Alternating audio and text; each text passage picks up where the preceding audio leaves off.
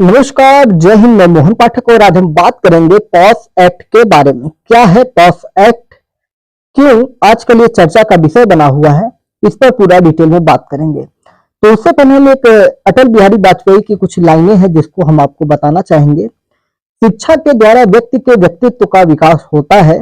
व्यक्तित्व के उत्तम विकास के लिए शिक्षा का स्वरूप आदर्शों से युक्त होना चाहिए। हमारी माटी में आदर्शों की कमी नहीं है।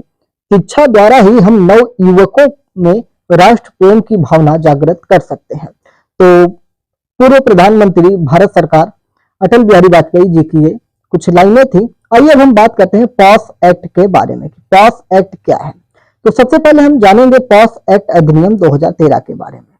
इससे पहले हम ये आपको बताएंगे कि क्यों है ये चर्चा में। आपको पता है कि महिलाओं को लेकर वर्क प्लेस पर जहाँ पे वो काम करती हैं वहां पे लेकर बहुत सारी उनके साथ छेड़खानी या अन्य प्रकार के शोषण उनका किया जाता है। उन चीजों को लेकर पॉस एक्ट अधिनियम 2013 जो कि सामने आया हुआ था, जिनमें यौन उत्पीड़न के मुद्दे को हल करने के लिए एक कानून बनाया गया था।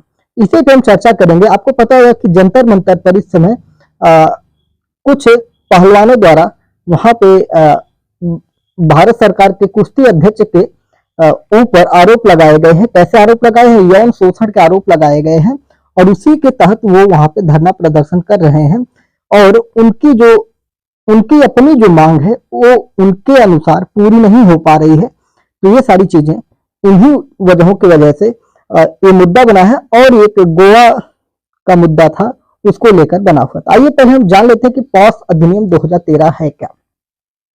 पॉस अधिनियम 2013 में भारत सरकार द्वारा कार्यस्थल पर महिलाओं द्वारा सामना किए जाने वाले यौन उत्पीड़न के मुद्दों को हल करने के लिए बनाया गया एक कानून है। अधिनियम का उद्देश्य महिलाओं के लिए एक सुरक्षित और अनुकूल कार्य वातावरण बनाना तथा उन्हें यौन उत्पीड़न के खिलाफ सुरक्षा प्रदान करना। ये 2013 पॉस एक्ट का अधिनियम था। पॉस अधिनियम यौन उत्पीड़न को परिभाषित करता है, जिसमें शारीरिक संपर्क और यौन प्रस्ताव, यौन अनुग्रह के लिए मांग या अनुरोध, अश्लील टिप्पणी करना, अश्लील चित्र दिखाना तथा किसी भी अन्य अवांछित शारीरिक, मौखिक या गैर मौखिक व्यवहार जैसे अवांछित कार्य शामिल हैं। पृष्ठभूमि की अगर हम बात करेंगे तो सर्वोच्च न्यायालय ने विशाखा और अन्य बनाम राजस्थान राज्य 1997 मामले में एक ऐतिहासिक निर्णय में विशाखा निर्देश जारी किए थे। इन दिशा निर्देशों में कार्यस्थल पर महिलाओं का यौन उत्पीड़न यानी कि रोकथाम, निषेध और निवारण, तो यौन उत्पीड़न अधिनियम 2013 को आधार बनाया था। किस मामले में? विशाखा और अन्य बनाम राजस्थान राज्य 1997 के मामले में। सर्वोच्च न्यायालय ने अनुच्छेद 15 क्या है, इसमें केवल धर्म, जाति, लिंग और जन्म स्थान के आधार पर आप किसी के साथ भेदभाव नहीं कर सकते। ये हमारा अनुच्छेद 15 जो हमारे मूल अधिकार होते हैं उनकी बात करता है। तो सुप्रीम कोर्ट ने अनुच्छेद 15 सहित संविधान के कई प्रावधानों से शक्ति प्राप्त की है। साथ ही प्रासंगिक अंतर्राष्ट्रीय सम्मेलनों और मानदंडों जैसे सामान्य अनुशंसाओं का भी चित्रण किया है, जैसे कि महिलाओं के खिलाफ सभी प्रकार के भेदभाव के उन्मूलन पर कन्वेंशन, जिसे भारत ने वर्ष 1973 में अनुसमर्थित किया था। प्रमुख प्रावधान की इसमें अगर हम बात करेंगे तो रोकथाम और निषेध जो है, अधिनियम कार्यस्थल में यौन उत्पीड़न को रोकने और प्रतिबंधित करने के लिए नियोक्ताओं पर कानूनी दायित्व डालता है।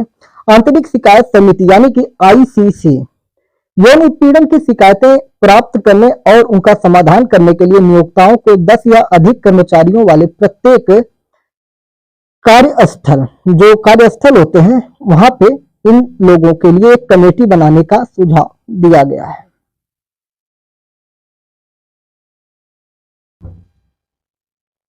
आईसीसी के तहत जो कमेटी बनेगी, आंतरिक शिकायत समिति, क्योंकि ये कमेटी इसलिए बनाई जाएगी कि जिसमें महिलाएं अपने ऊपर होने वाले अत्याचार या यौन शोषण या शारीरिक शोषण जैसी जो चीजें हैं वो जाके इस 10 सदस्यीय कमेटी को जाके अपनी शिकायत दे सकते हैं। शिकायत समितियों के पास साक्ष्य एकत्र करने के लिए दीवानी अदालतों की शक्तियां भी प्राप्त होती हैं। नियोक्ताओं के कर्तव्य की अगर हम बात करेंगे, जो उसमें कर्मचारी रहेंगे, नियोक्ताओं को जागरूकता कार्यक्रम आयोजित करने चाहिए, एक सुरक्षित कार्य वातावरण प्रदान करने चाहिए और कार्यस्थल पर पॉस अधिनियम के बारे में जानकारी प्रदर्शित करनी चाहिए। यानी कि जितनी भी चीजें हैं वो सभी को एक तरह से प्रचार प्रसार करेंगी और पॉस अधिनियम के बारे में महिलाओं को बताएंगी कि उनका अधिकार क्या है और किस प्रकार से उनके साथ अगर किसी प्रकार का शोषण होता है तो जाकर किस प्रकार से मामले को आगे बढ़ा सकती हैं। शिकायत तंत्र जो होता है इसमें अधिनियम शिकायत दर्ज करने, पूछताछ करने और शामिल पक्षों को उचित अवसर प्रदान करने के लिए एक प्रक्रिया निर्धारित करता है। इसमें दंड की अगर हम बात करेंगे तो अधिनियम के प्रावधानों का पालन न करने पर दंड का प्रावधान है, जिसमें जुर्माना और व्यवसाय लाइसेंस रद्द करना शामिल है। यानी कि जिस संस्थान में वो महिला कर्मचारी है, अगर उस समिति के द्वारा दंड का प्रावधान नहीं किया जाता है तो इस पर उस व्यवसाय का लाइसेंस भी रद्द किया जा सकता है।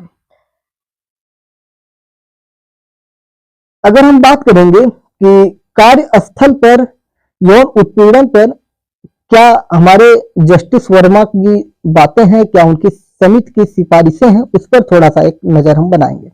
घरेलू कामगारों को पॉस अधिनियम के दायरे में शामिल किया जाना चाहिए। यानी कि जो महिलाएं घरेलू काम करती हैं, यह एक सुलभ प्रक्रिया का प्रस्ताव करता है जहां शिकायतकर्ता और प्रतिवादी को शुरू में बातचीत और समझौते के माध्यम से मुद्दे को हल करने हेतु प्रोत्साहित किया जा सकता है। नियोक्ता को यौन उत्पीड़न का शिकार हुई महिला को मुआवजा देना चाहिए। पॉस अधिनियम में आंतरिक शिकायत समिति के बजाय एक रोजगार न्यायाधिकरण की स्थापना करनी चाहिए। आईसीसी का फुल फॉर्म मैंने आपको शायद नहीं बताया था, हिंदी में ही बताया था।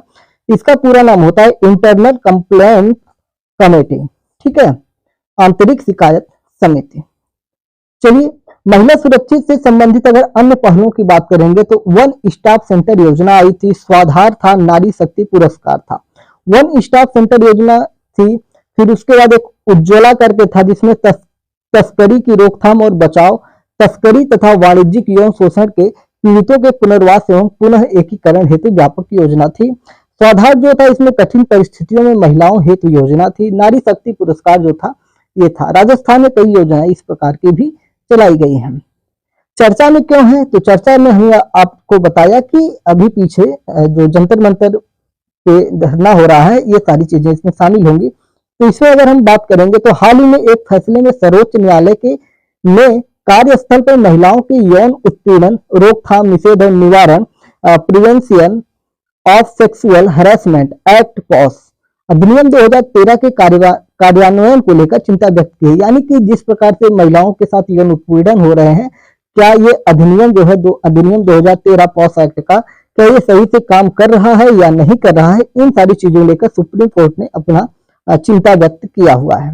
न्यायालय ने इस अधिनियम से संबंधित गंभीर खामियां और अनिश्चितताओं पर प्रकाश डाला है, जिसके कारण कई कामकाजी महिलाओं को अपनी नौकरी छोड़ने के लिए मजबूर होना पड़ा। यानी कि जो ये कमेटी बनाई गई है, जो ये एक्ट बनाया गया है, पॉस एक्ट 2013 है, ये ठीक से काम नहीं कर पा रहा है। सर्वोच्च न्यायालय की क्या क्या चिंताएं हैं, इसकी अगर हम बात करेंगे तो पॉस अधिनियम के कार्यान्वयन में गंभीर खामियां और अनिश्चितताएं पाई गई हैं। उदाहरण के लिए अगर हम बात करें तो 30 राष्ट्रीय खेल संघों में से केवल 16 संघों द्वारा अनिवार्य आंतरिक शिकायत समिति, यानी कि जो हम आईसीसी की बात कर रहे थे, जो हर संस्थान जहां पे 10 से 10 कर्मचारी महिला कम से कम हो, वहां पे इस कमेटी का गठन किया जाएगा। तो उसी का जिक्र करते हुए सुप्रीम कोर्ट कह रहा है कि 30 राष्ट्रीय खेलों में से केवल 16 संघों द्वारा अनिवार्य आंतरिक शिकायत समिति का गठन किया गया है, यानी कि सभी ने अभी किया ही नहीं है।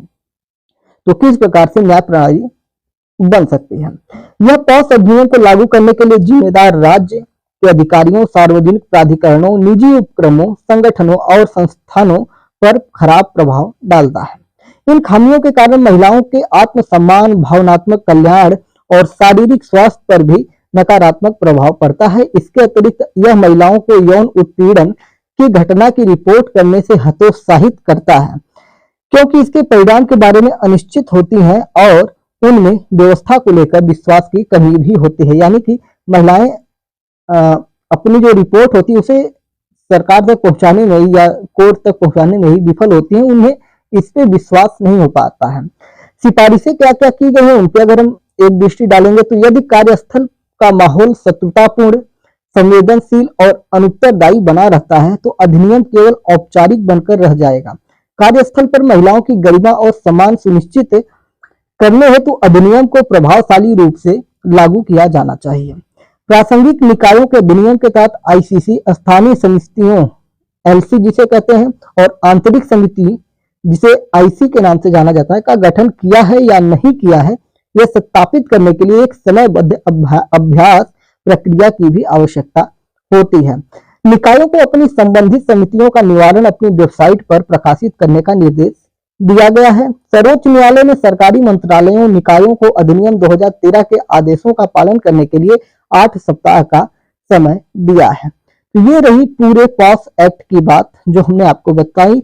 सोर्स की अगर बात करेंगे तो ये हम कहां से आपको बता रहे हैं, तो ये द हिंदू का आर्टिकल है और दृष्टि आईएएस का आर्टिकल है, वहां से हमने सम्मिलित करते हुए ये आपको चीजें डिटेल में बताने की कोशिश की है। उम्मीद है कि आपको अब पॉस अधिनियम 2013 को लेकर किसी भी प्रकार का डाउट नहीं हुआ होगा।